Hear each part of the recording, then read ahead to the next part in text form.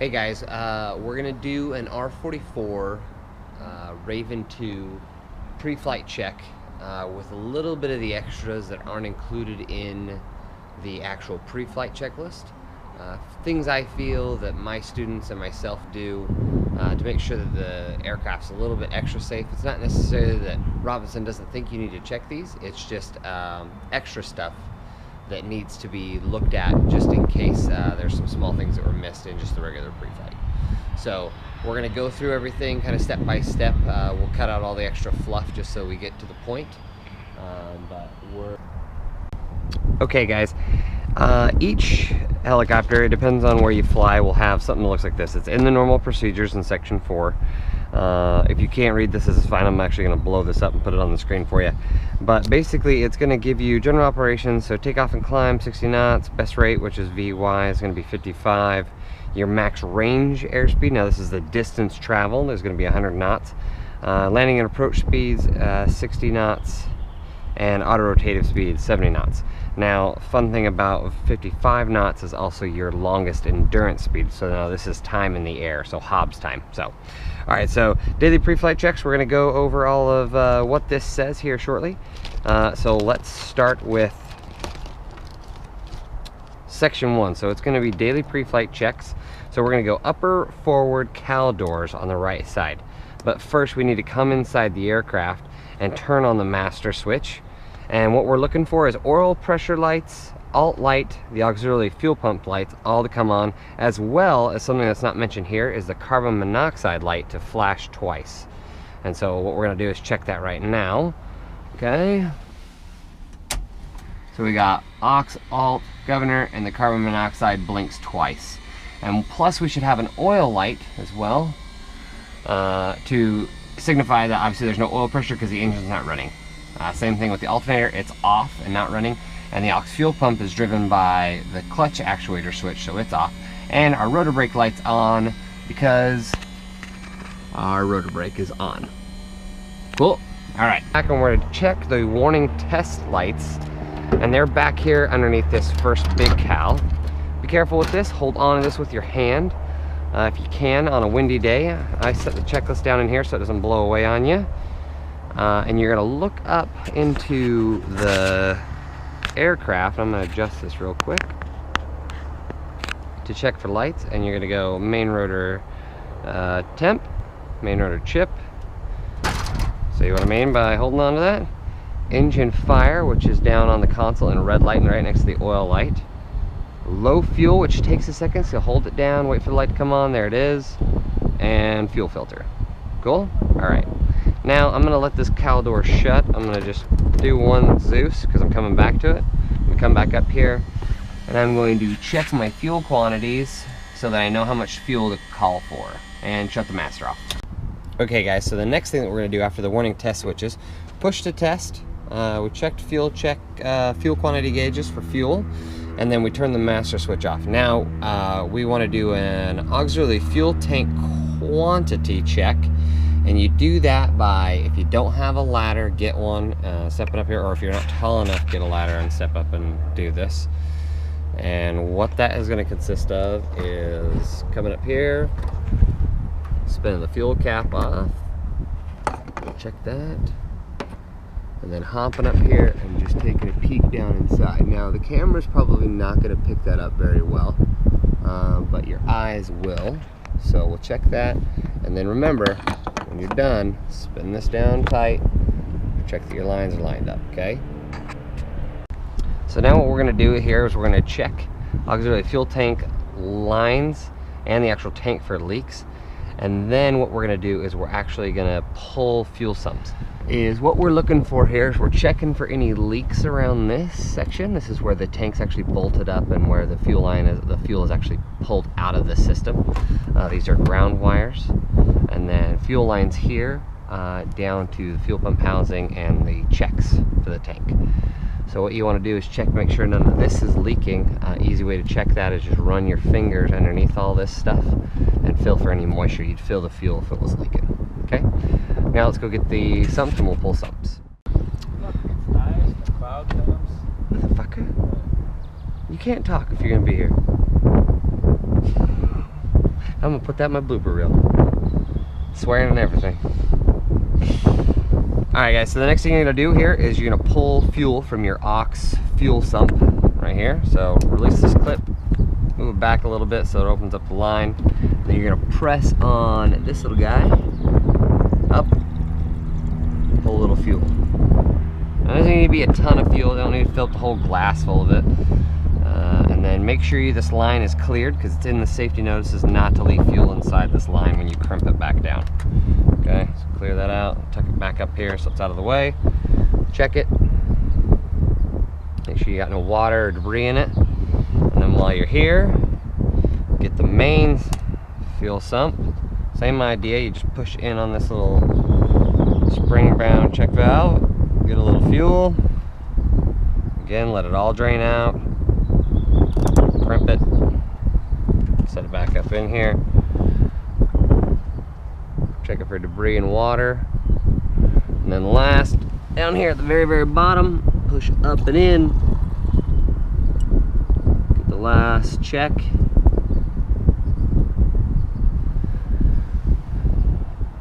Check it. And we're good. Alright, so the next thing we're going to check is going to be gearbox oil, the hydraulic system, and then we'll go to the rotor brake and we're going to check flex couplings and yoke flanges. And while we're kind of in the area, we're going to do the gearbox, the hydraulic pump, and the teletemps.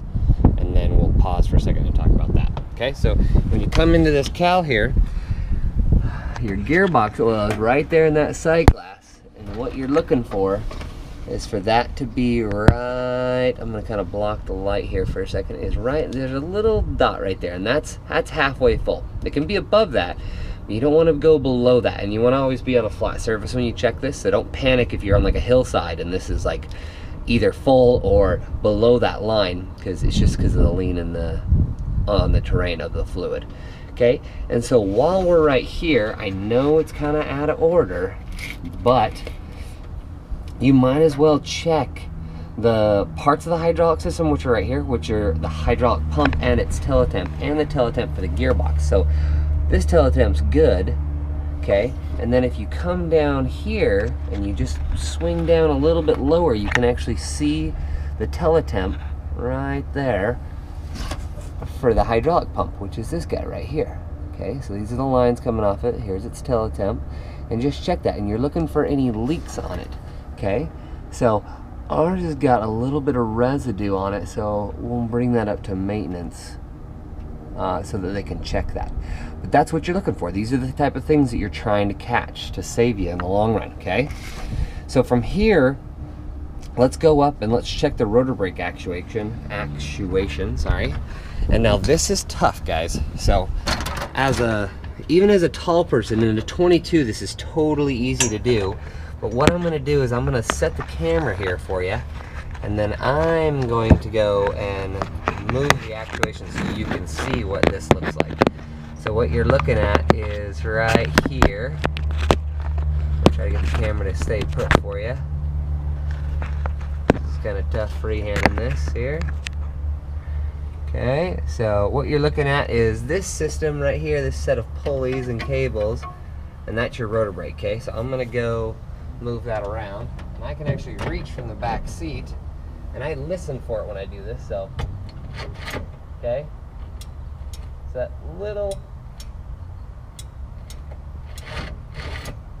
feels normal, it sounds normal. I hear the switch in the actual rotor brake telling me that it's disengaging and re-engaging. Okay, so then from here, while we're back here, now we're going to check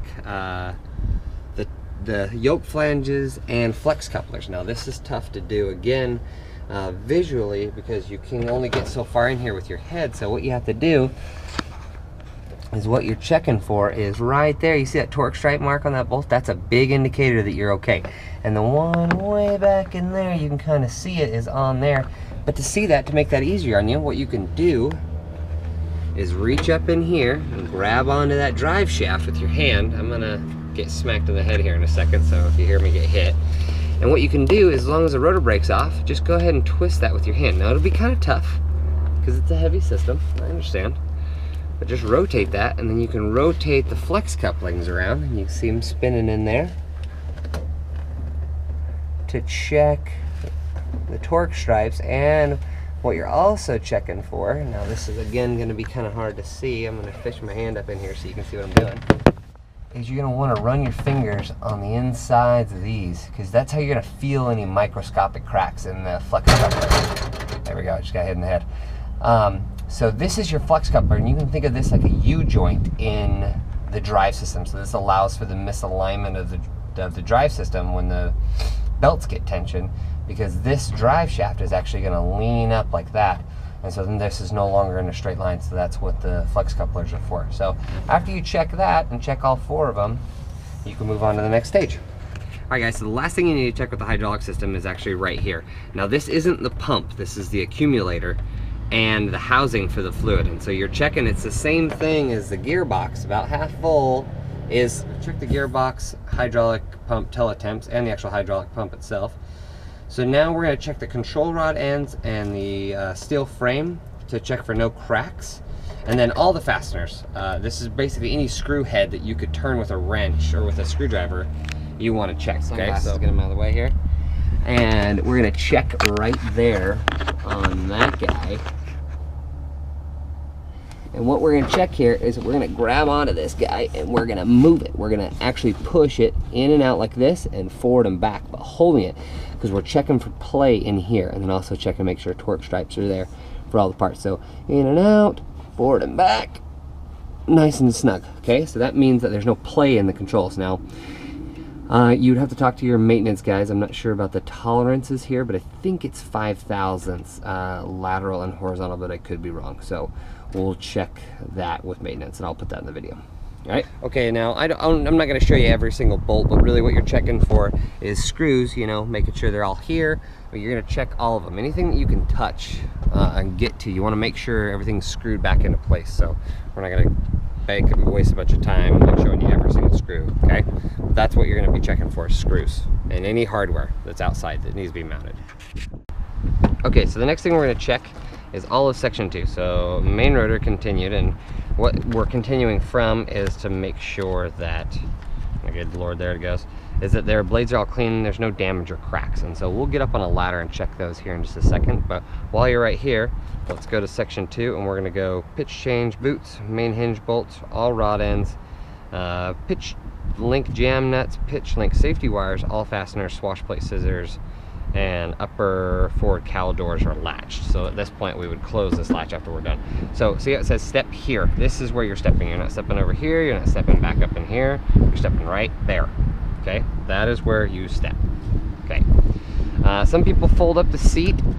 It depends on how nice you are, but yeah, fold this up, get your seatbelt out of your way, and then you can step on this rail, and you're not stepping on the cushion and not damaging it, okay?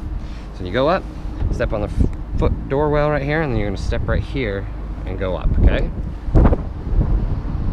And then you can actually put your knee across the seam if you need to, if you're not tall enough. But you don't want to put your foot over here or over here, because this is on top of the tank, and then this is on top of the cabin, and you'll actually dent this and damage the aircraft. So put your knee along the seam if you're going to, okay? So be a little more stable. Okay, then we're going to come up here, and we're basically going to check all that stuff. So I start up top and then move my way down to the bottom, okay? So we're going to check the Jesus bolt and the nut and the pin, and then the coning bolt here, or coning hinge, if that's what you want to call it, has its nut and pin. So when we rotate it, this one's behind this pitch change horn. There should be a nut and a pin on the other side, so the head of the bolt should be right there. Okay, so we got safety wire, pitch change jam nuts are here, everything's tight. We're going to check for looseness in this. Now, I see a little bit of it, I don't feel it, but I see it, okay? So that's what we're checking for. It's not a lot, but it's something to know. Then we're going to check the swash plate scissor, because it's right here in front of our face. There's no point in rotating around and not checking it now. And then checking the boots, run your fingers up on top as much as you can get in there, and then check them for grease. You'll find that they tear over time. If they get old, they dry crack. You want to check and make sure that there's grease still in here, because obviously this is changing pitch more times than I can even tell you it's changing. So then we're going to rotate this around. I'm going to It's a heavy system, so don't like expect to yank it around like the 22 does. Checking these bolts as they come around, making sure everything's got torque stripes. Always look where your blades are going, okay? Now we're on the other side, okay? Look, there's that nut in the pin. And then we're gonna check this side, check for looseness, okay? This is not checking, don't do this. This doesn't do anything. But when you move it, that's checking it. So this is getting a little bit of play in it. So I might go talk to maintenance, have them come take a look at it, okay? Safety wires here, again. And the other thing that you're gonna check here too is the actual mounts the swash places, because now you're on this side and now you can see it. Make sure all it's bolted there. And then check the boot here. Again, check the whole thing, no grease. And then you're gonna check your control rods right here. This is a mount control rod back here. This guy, and this guy are actually controls. So make sure they're there. I mean, obviously don't not check this, but these are your 3 control rods. So jam nut, jam nut, jam nut. Make sure it's nice and tight, everything's good. There's no excessive looseness in this. Checking this as well. And the other thing that you can check, and I'm not sure if the camera's gonna pick this up, is these droop stops right here. I don't wanna call them droop stops, that's not what they are, they're bump stops. The droop stops are actually up here in the head. These, you wanna check and make sure that they haven't been like contacted really hard, because if they are, that means somebody's, you know, gone to the max drooping angle of the rotor head. So then as you come down, be careful stepping down that you don't fall. And then we're gonna close this, buckle the seat belt again, and shut the door. Okay, so that's the rotor head. Okay, so now, so the next section is gonna be the lower cowl door right side. So that's this guy, where my finger's pointing. We're gonna open it up and we're gonna check a lot of stuff inside. So you can see the camera move off my head because I need to be able to point down on some things so you guys can see, okay? So what we're checking here is we're checking air box and duct. We're gonna check engine sheet metal, fuel lines, oil lines, exhaust system, throttle linkage, and the cowl door needs to be shut after we're done, okay? So I'm gonna set this down and I'm gonna pull the camera off. Okay, and so what we're looking for when we come in here is checking overall sheet metal condition. If you have any cracks, you want to make note of them. Okay, seeing the whole thing in here. And then when you come in here, here's the air intake box, and inside you can see the air filter inside there. So just making sure that this is nice and mounted, it's not loose flopping around, and then the intake line that comes down inside there and goes into the throttle body. Now this is a hard one to see, but this little cable down here, where my finger's touching, that guy, is your actual throttle. And so you want to check, make sure that's there, obviously. But then I'm going to come down from the bottom side of the engine and bring the camera up so you can see where that hooks in. You can see it from up top, but not with the camera. So I'm going to bring this up and around and show you right there. So this is the throttle body housing, and so you want to make sure that this cable is connected, because that's what you're that's what's controlling the engine, you know. So you want to make sure everything's good there, everything's safety wired. And then you're also checking fuel lines, looking for any leaks, and then checking the bottom side of the engine here. Now it might be oil, and you know, but that's kind of in the inherent deal with Lycoming. So not to say that that's normal, but that's what they say is normal. So then we're going to come back up here, and it's kind of hard to see, but the oil lines run right underneath the actual engine. So we're going to come down in here, and I'm going to try to get in here. Okay, so those lines that are running underneath that have a little bit of oil on them right there are the actual oil lines, the return and sending lines to go to the oil cooler, which is in the very, very back here. So we're going to come back and check those here in just a second. Okay, and that's a visual check for those. Check your exhaust system as well while you're right here. You would see any like blown out, you see like a little bit of white coming out here. That means there's just a little hair leak right there. And that could be sealed now, but that could have been from the factory. You'll notice there's a bunch of white. That means that it's getting super hot because it's leaking right there, and there's a leak in the exhaust system. So just want to check that, make sure it's all good, bolted up, and then we'll move on. So we're going to close and shut this door, making sure these are nice and shut. All right. Alright, so now moving on, we're going to go to the aft cowl door on the right side. So we're going to do the oil cooler door, V-belt condition, slack, sprag clutch, upper bearing, the upper bearing on the teletemp, the sheave condition, flex couplers in the back, yoke flanges, steel tube frame, tail rotor controls, and the tail cone attachment bolts, and then we'll shut the latch. So let's open this up. Let's get inside. Okay. Again, I'm going to set this checklist out of view so you guys won't be able to see it, but we'll keep it up on the screen, okay? So let's check the oil cooler door. We're going to open that up and check down inside. Everything seems normal. There's no squirrels or birds down in there. That's what I'm always joking around that I'm checking for with my students. And then we're going to check V-belt condition and slack, as well as the upper bearing and teletemp. And then we're also checking to make sure the sprag clutch hasn't been flicking any oil in here. So I always take my hand and run it back behind here to feel if there's any oil. And, you know, you always want to make sure of that, okay? So if you ever come back there and there's a bunch of oil in your hands when you come back, you're going to want to bring it up to maintenance, okay? Okay, so now what we're going to do is I'm going to set this in here.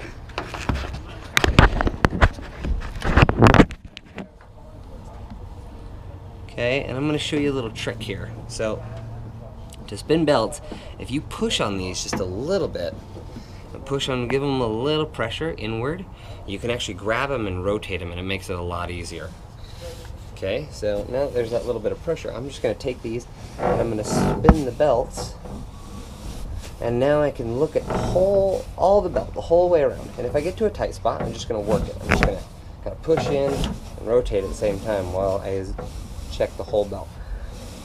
And this way allows you to check all of the belt until you come back around and you see the same thing that you saw before. So I know this is a little hard to see, so I'll bring it on this side. This is the little bit of pressure I'm applying to the belt.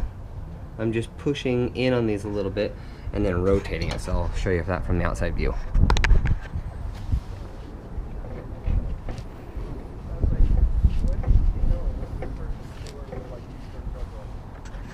Okay, so that gives you that. So then we're going to check tail rotor controllability. So that's in and out here.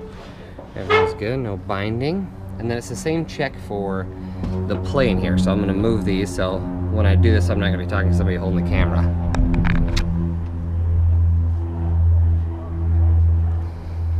Okay, so there's actually no play in this, and that's what you're checking for, okay? So then we're going to come down here, and we're going to check down in that clutch actuator. So that's what that little guy is, that little green guy, and the red line that's going to him. That's just some heat shrink. We're going to check him, make sure he's okay, and that his wires are split or worn out, because that would cause some clutch actuation problems and have clutch lights come on. And then we're going to check the lower sheave down in here, checking those little grooves down in there, making sure no rocks have gone down there. You can only see the top side, so that's kind of the bummer with this check, but you're just checking to make sure that there's no damage in there. Okay, cool. Alrighty, and then we're going to check for tail cone attachment bolts, which are those guys right there. I know they're hard to see, there's a wire right there in the way, but it's this guy. Same thing, checking for a torque stripe mark. And then you're checking all the way around on the other side, up to the top, up in there. Okay, and there'll be one right up in here.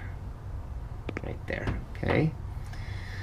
Checking all that, and then we're going to check same thing, same checks with the flex coupling and yoke flanges. Running our fingers inside of here, checking the bottom right here, and then checking the back side. And then if you want to see all these, just grab the shaft. You know, you can give yourself a little power here. I know it's kind of tough to turn, but we'll turn it. Make sure we can see everything we need to see and that we're checking everything. And then checking your flex plate, or not, your yoke flanges here on each end, okay? Making sure everything's torqued and striped, okay? Cool. So now we moved on towards the rear of the helicopter, and now we're looking down inside of where the cooling fan is, and we're going to check the cooling fan nut, the fan itself, the fan scrolls, and the tailpipe hanger. So you can't get down there and grab that, but what you can do is check to make sure that that little torque line, that white line, is lined up with the white line on the actual fan, and make sure it's tight, and then just give a visual inspection on the actual fan inside there.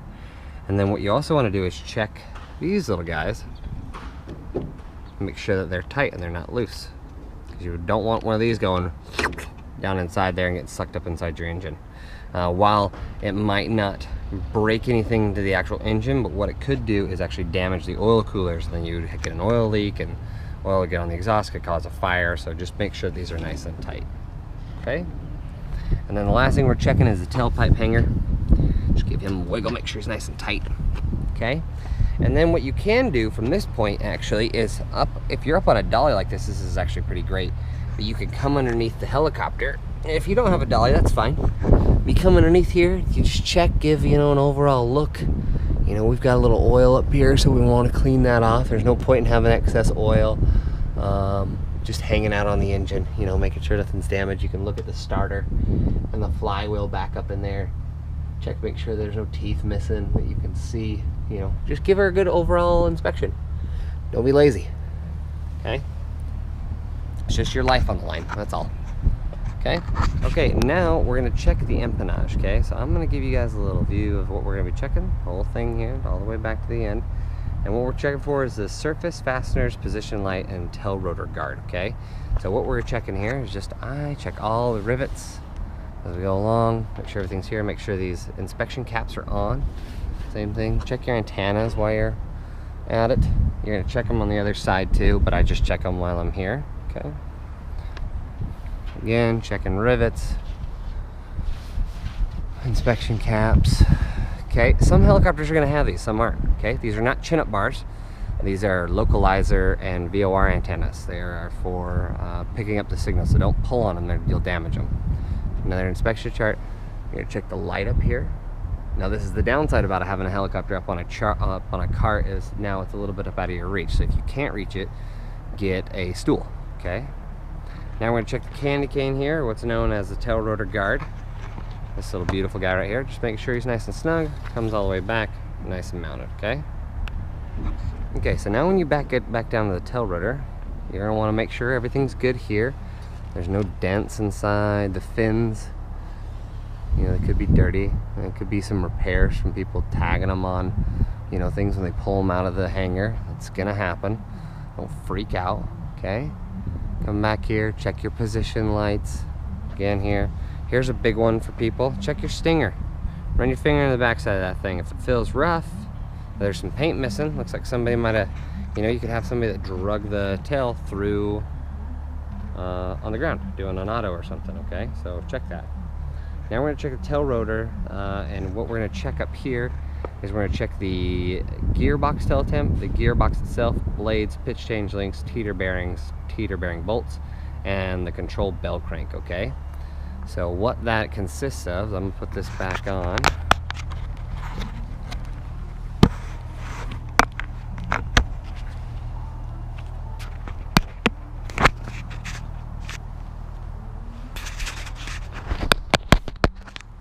Alright, so what that consists of is, so here we go. We're gonna check the gearbox tail temp, which is right here, okay? Checking the actual gearbox itself. We're gonna check for fluid levels. And I'm not sure you can see that, so I'm gonna take this off real quick. Pull it up there so you can see, okay?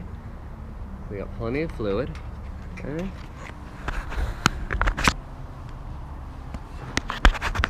And then we're gonna check controls here. Check the bell crank, it's free, no looseness, nothing's wiggling here. Okay, torque stripes, everything's good here. Pitch change links. Same kind of checks as the control rod ends. You're checking the same thing for looseness in these balls right here. Okay, torque stripes, torque stripes, torque stripes, torque stripes.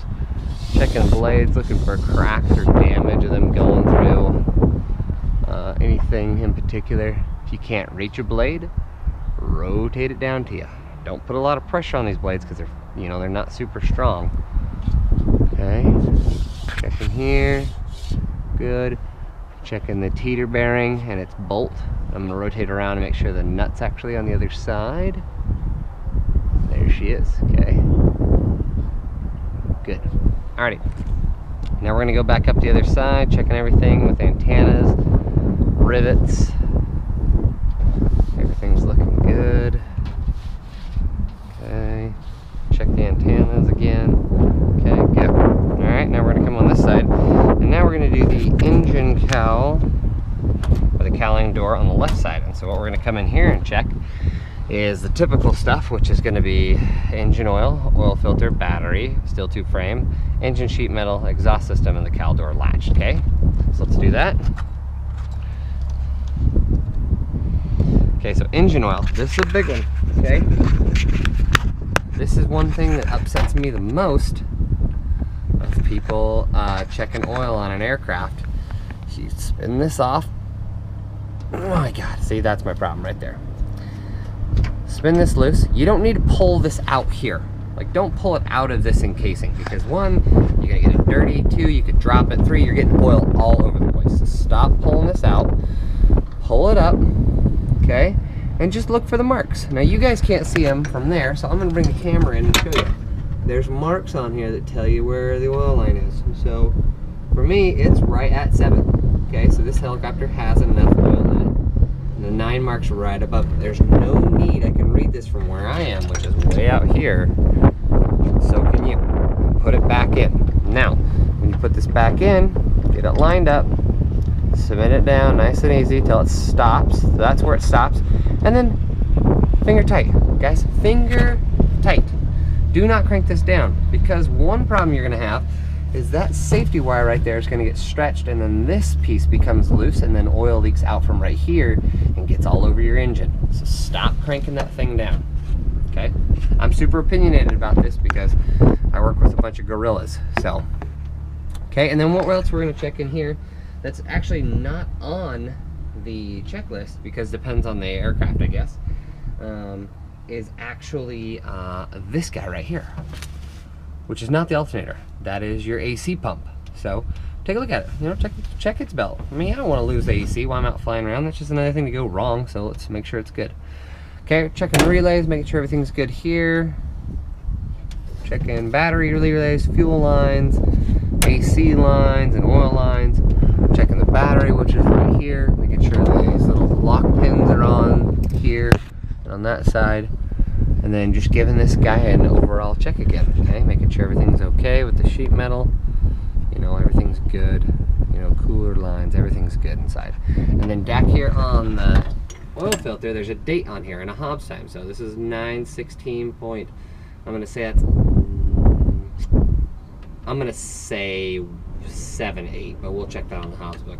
And then 2-12-16, okay? So you can check this in your maintenance records to make sure that the oil filter's good, okay? All right, moving on. We're gonna shut this now. Okay, so now we're gonna come to this part 10, which is the fuel tank main, quantity, filler cap, leakage, sump drain checks. Well, we already did the sump drain checks. Well, what we do need to check is to make sure it's not leaking. So we're actually gonna open the cowl door back up and check to make sure it's not leaking. And then we'll check the actual quantity. But we check the quantity when we turn the power on. But you always want to put in a visual check, okay?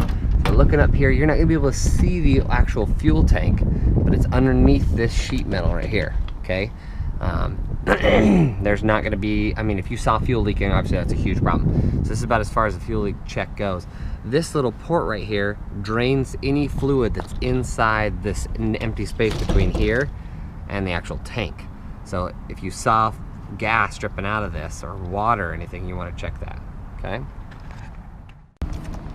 Now, in the essence of saving time, I'm going to run through all this fairly quickly, but 11 basically to 14 is everything inside the cabin. So that consists of baggage compartments being checked, remove dual controls if you're not going to be using them. So if you're going on a solo flight or doing tours, obviously.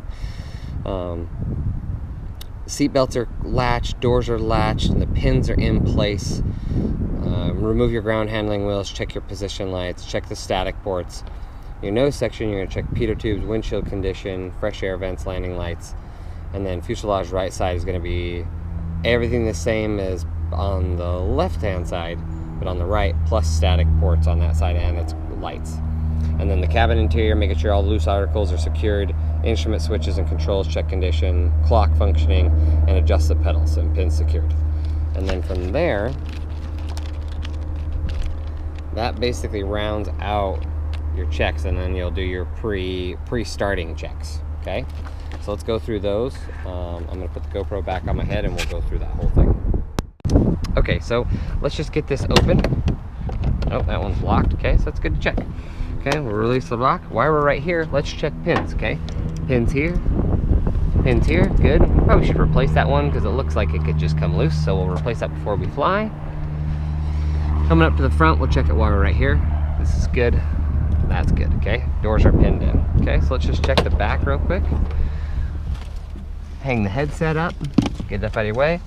Unbuckle the seatbelt, come in here. Okay, so we've got heat shields, there's a scale in here in case we have to pick up somebody on a charter, 2 spare headsets, some earplugs, some tape, some foggles for instrument training. So that's okay, that's all good to have. What we're looking for is somebody like left a fuel can underneath there, fireworks, whatever. Okay, there's a flashlight, an ops procedures book, some safety placards that we pull out for tours, rags, the red sock to put the aircraft down so nobody flies if there's something wrong, first aid kit, window cleaner, puke bags, extra puke bags. All right, so all that I can live with. And then somebody's aux cord to listen to music for tours. Okay, so that's good.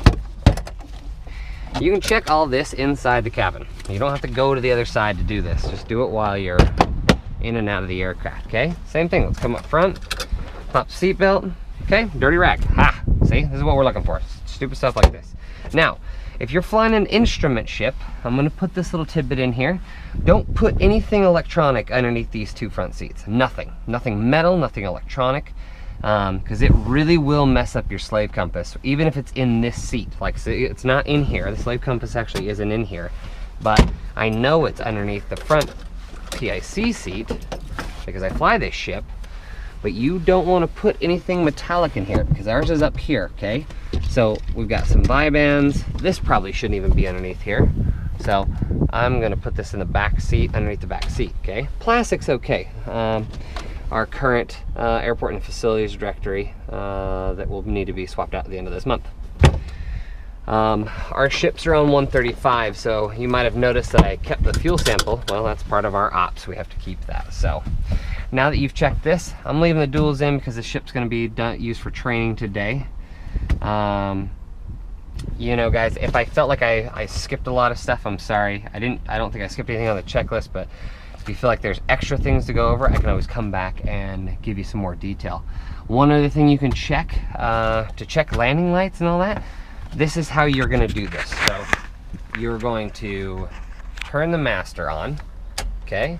You're going to reach down here, pull the clutch circuit breaker, pull that up, engage your clutch, position strobe lights, you can turn all on, and then turn your landing light on, okay? And then just walk around the aircraft, okay?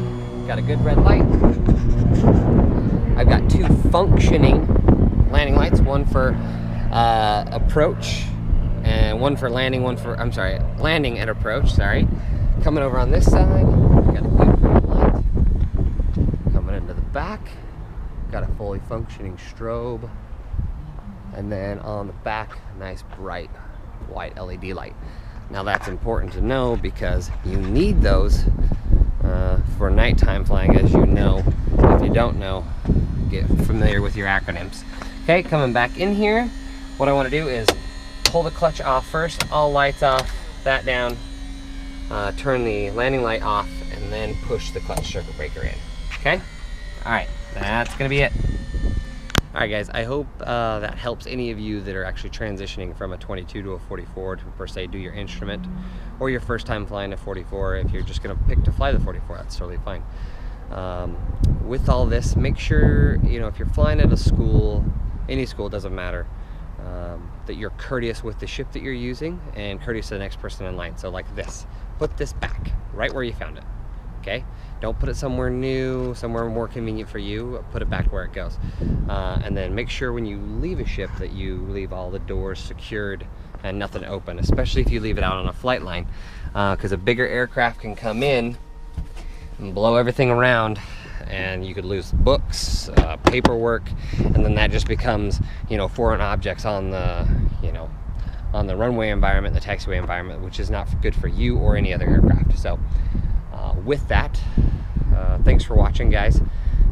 We should have some other ships coming up here in the future, hopefully the EC-130B4, the T2, and the AS-350B2 in the near future. future, because I feel like it's just a little helpful thing to have. I'm not going to be flying the ship much longer, but you know, it's one of those things to always have in your backup, to just go back and double check, make sure you're not forgetting anything. So make sure you check those things. All right, guys, have a great day.